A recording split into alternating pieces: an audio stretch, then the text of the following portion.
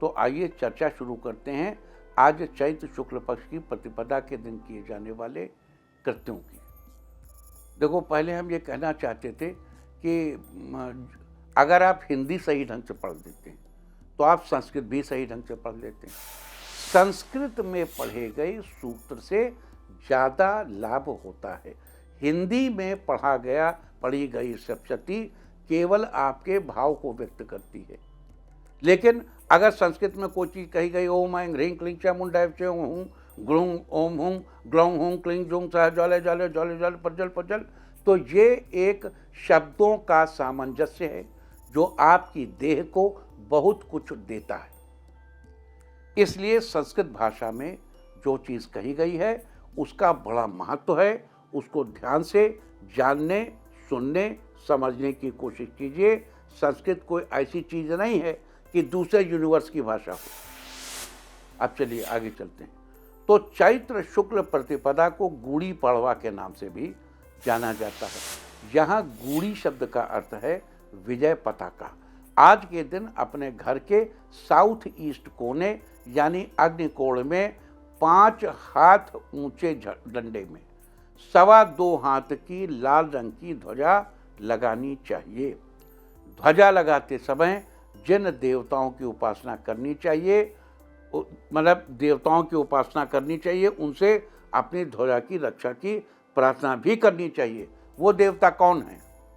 उनके नाम हैं सोम, दिगंबर कुमार और रूरू भैरव।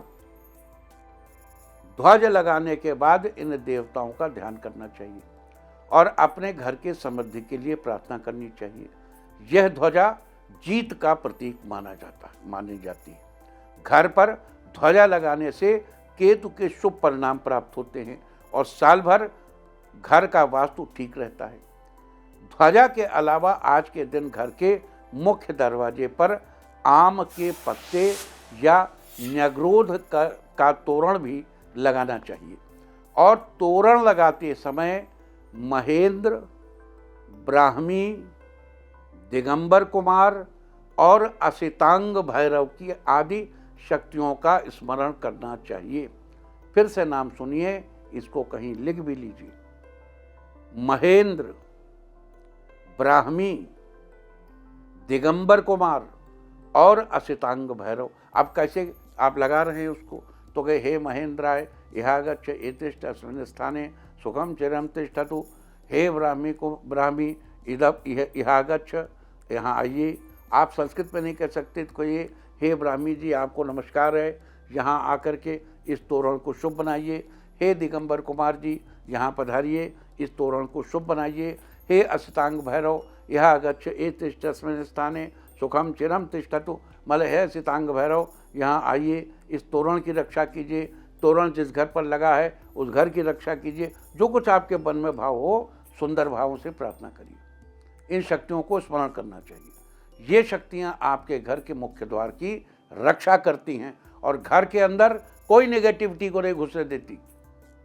आज के दिन जो व्यक्ति घर के दरवाजे पर आम या न्यग्रोध के पत्रों का तोरण यानी बंधनवार लगाकर महेंद्र, ब्राह्मी, दिगंबर कुमार और असितांग भैरव की पूजा करके उन्हें प्रणाम करता है, उसके घर के मुख्य द्वार से साल भर नेगेटिव शक्तियों के प्रवेश पर प्रतिबंध रहता है। साथ ही मुख्य द्वार पर आम के पत्तों या न्यग्रोध का तोरण लगाने से आपके घर पर किसी की बुरी नज़र भी नहीं लगती। किसी तरह का जादू टोना आपके घर पर असर नहीं करता। लिहाजा आज घर के मुख्य द्वार पर आम या न्यग्रोध के पत्तों का तोरण अवश्य लगाना चाहिए। आज के दिन पीपल, तुलसी, नीम, बरगद और बहेड़ा के वृक्ष लगाना भी बड़ा ही शुभ माना जाता है। तो ये थी चर्चा गुड़ी पड़वा, या देखो महाराष्ट्र में इसको गुड़ी पड़वा कहते हैं। पड़वा माने प्रतिपदा, पहला दिन। गुड़ी विजय का पहला दिन, यानी ध्वजारोहण और आम के पत्तों के तोरण लगाने की बात।